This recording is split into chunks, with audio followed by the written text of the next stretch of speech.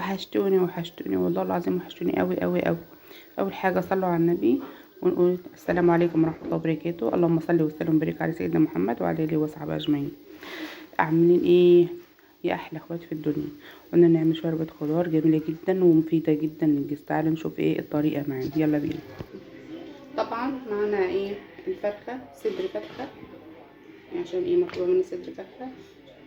البطاطس انا مكتره في البطاطس شويه، الكوسه. عندي البسله متفرزه في الفريزر بالجزر، يعني ما جبتش جزر، يعني كنت مفرزاها كده على بعضها، بتقعد من سنه لسنه، جميله جدا. طبعا مفيش بسله دلوقتي، اللي عنده بقى دلوقتي اللي طالعه اللي هي الفاصوليا الخضراء، الكيلو ب25 جنيه، بس انا ما جبتهاش طبعا، ماليش فيها قوي. الطماطمايه واحده، مش عايزاها حمراء، انا عايزاها شكل كده. بصلايه، الملح مع ملح، شعرة قرفة صغيرة، ممكن تعملي اللي هي الورق عيدان اللي هي الخشب. انا حطيت ايه؟ شعرة قرفة صغيرة، او هي ربع معلقة صغيرة. حبهان، ورق لوري، فلفل اسمر. مش عايزة حاجة اكتر من كده، ممكن تستغنى عن القرفة براحتك. تعالي يلا معانا على البوتاجاز، شوف هنعمل ايه. اول حاجة طبعا احنا غاسلين الفراخ كويس قوي. نحط الفراخ. شوربة الخضار ديت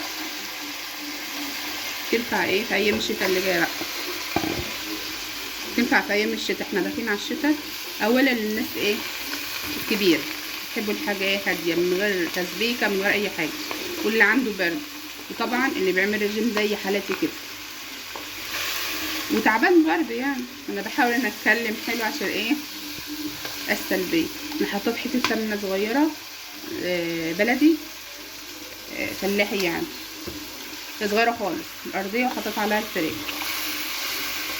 طبعا عشان احنا في الزمن اللي احنا فيه دي لازم نقسم، نجيب الفرخه نقطعها كام حته، نقسمها كده شويه، ارجع لكم تاني. كده كويس قوي. هنزل بايه؟ بالبهارات،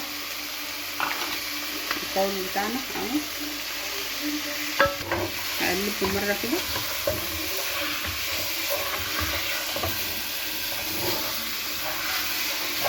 ريحتهم تطلع. هنزل بالبصله،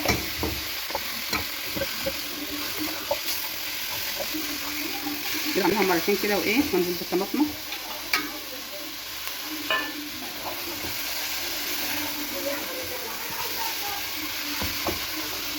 اشوح كده شويه.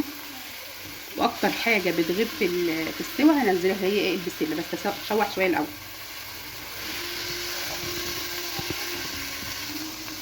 الملح طبعا بتحطوه لو عندكم شوربه اصلا متحداه قبل كده، الحقيقه قبل كده بتحطوا على حسب، يعني بتقللوا في الملح. ما فيش شوربه زي هتعملوها بميه زي ما انا هعمل، بتحطوا الملح ايه مظبوط. وطبعا بتشوفوا برضه لو عايزه ملح حطي. انا بحب الحاجه ايه مش متحداه قوي، على قد كده، يعني بقلل فيها الملح. ولو عايز حد عايز في طبق حطه في طبق وخلاص، لان انا مش عايزه الحاجه ايه حداه، او بحبها ايه دلع شويه. اللي زي بحب دلع شويه، في ناس تحب الحادق قوي. انزل بالبسله، بس استنى استنى بالكوسه وبالبطاطس دلوقتي، لان هم ايه بياخدوا سوا قد كده، انما طبعا الفراخ والبسله بياخدوا ايه سوا. هشوح برده شويه.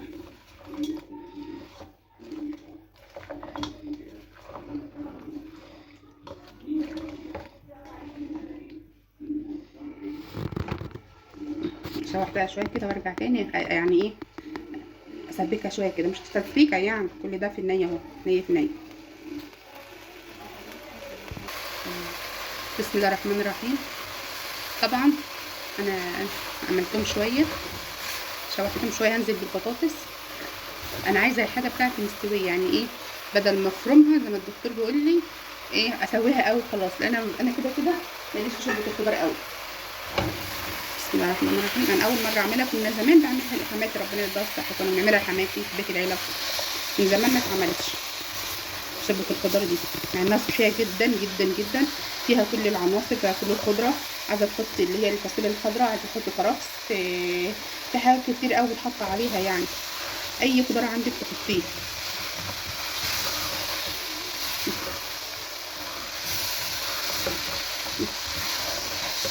طبعا انا بغلي ميه عشان احطها عليها وبسيبها مع نفسها، ممكن تقعد ساعه، ساعه وربع.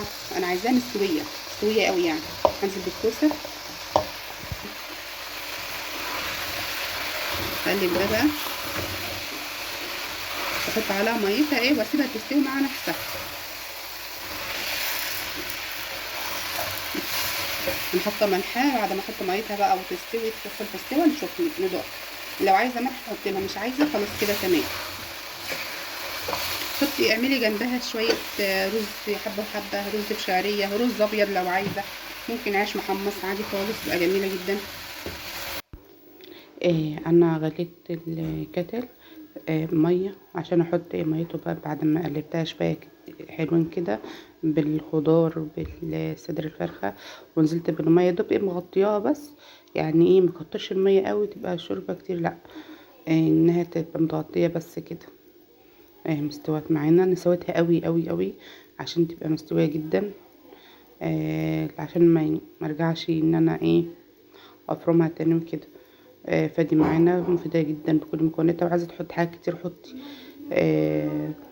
ودي معانا ايه، طبعا كنت حاطه ورق لوري وكده فبحوشه. تعالوا اتفضلوا معانا ومع السلامة. حطوا لايك واشتركوا في القناة وفعلوا زر الجرس.